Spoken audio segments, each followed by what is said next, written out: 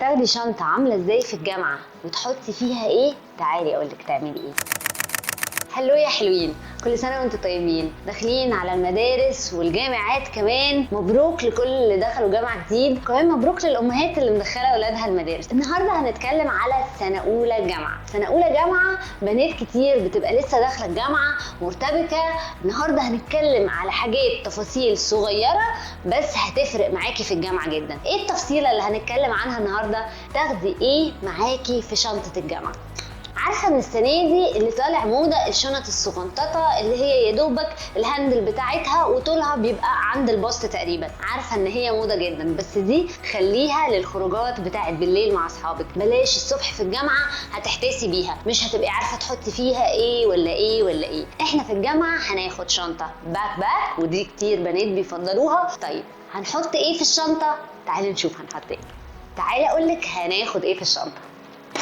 الشنطة بتاعتك لازم تكون زي ما قلت كبيرة علشان تقدري تحطي فيها تفاصيل كتير. ما هو مش معقول يعني هتجيبي شنطة صغيرة وتمسكي الموبايل والأوراق وحاجات كتير في ايديكي. حاولي تبقى شنطتك كبيرة، واغلب الشنط دي بتبقى ليها شنطة من جوه كده علشان تقدري تحطي فيها الحاجات وتبقى متفصلة. ولو عندك شنط كمان اللي هي بتتباع اللي هي بترتب الحاجات جوه الشنطة تقدري تشتريها وهتبقى مفيدة جدا ليكي وتحطيها جوه الشنطة. هتاخدي ايه معاكي بقى وانت رايحة الجامعة اول يوم؟ هناخد في الشنطة كده في اول كام يوم وهتفضل مكمله معانا طول السنه وهتبقى مفيده وهتنفعك جدا. هتاخدي معاكي نوت بوك. النوت بوك دي طبعا هتكتبي فيها كل ملاحظاتك، لان انت لسه داخله الجامعه ومش عارفه دكتور ايه بيطلب ايه ومحتاجه كتب ايه واوراق ايه. فالنوت بوك دي دايما تكتبي فيها ملاحظاتك علشان لما تروحي تفتكري انت كنتي محتاجه ايه في الجامعه او ناقصك ايه هتجيبيه يعني المره الجايه. هناخد ايه بقى معانا كمان؟ هناخد طبعا قلم، ولو يا ريت بنسل كيس تحطي فيها قلم جاف وقلم رصاص. معلش حاجات قديمه شويه بس مهمه لحد ما تعرفي انت محتاجه ايه بالظبط بعد كده. يعني ممكن تحتاجي قلم بس مش اكتر.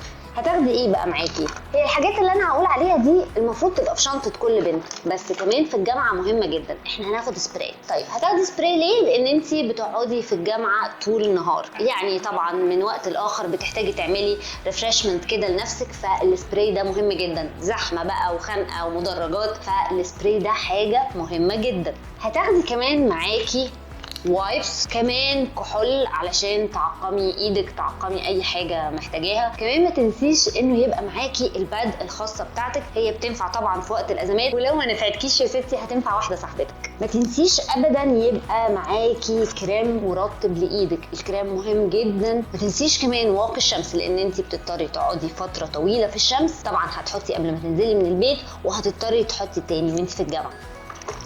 شنطة بقى صغنطوطة كده بتحطي فيها كل الميك اب بتاعك. وما تنسيش فرشة شعرك لو انتي مش محجبة. لو انتي محجبة ما تنسيش يكون معاكي دبابيس للطرحة عشان لو وقعت او اتحركت واحتاجتي تثبتيها. النضارة مهمة جدا عشان تحافظي على عينيكي اللي انتي محتاجاها كل السنين الجاية عشان تذاكري يا حلوة. كل التفاصيل دي لازم تكون في شنطتك طبعا، غير الورق والملازم والحاجات الكتير اللي انتي هتحتاجيها. اول حاجة عايزة اقولك سنة سعيدة عليكي، وإن شاء الله تبقى سنينك الجاية كلها سعادة وفرح بشوية تفاصيل صغيرة ومساعدات بسيطة مني حاولت أديها لك. استنوني في حلقات جاية كتير. باي باي.